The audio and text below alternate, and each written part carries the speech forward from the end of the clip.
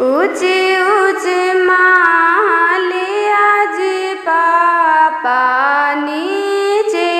नीचे दुआर से ही मालाया इतन जी पापा सजाना बरियात से ही महलाया